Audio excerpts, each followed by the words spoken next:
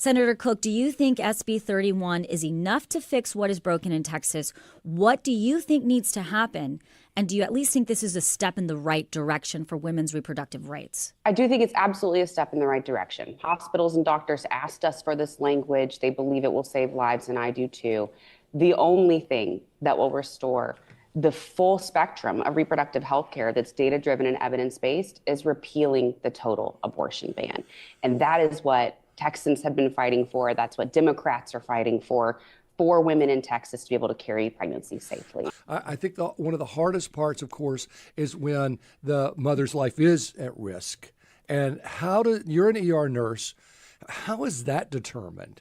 And what does a doctor see going on and says, this woman needs an abortion or she might die? The one thing that really came through in comments in both the House and the Senate Siding Committee is that each situation is totally unique. And doctors are trained to be able to understand these situations. They've seen hundreds of cases before, and so their judgment is rooted in excellent education and clinical expertise.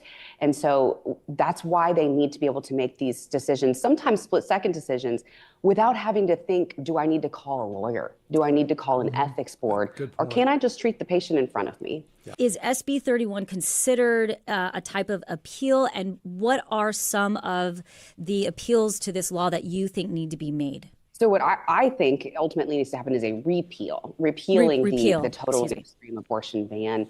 But I think this is a great question, and is this a win? And one of the most important things to look at that may not be totally obvious if you're reading the news is that SB 33 is a bill that prohibits localities from supporting women who are seeking abortions out of state, not paying for the procedure, but perhaps providing money for childcare while a woman leaves the state to seek care.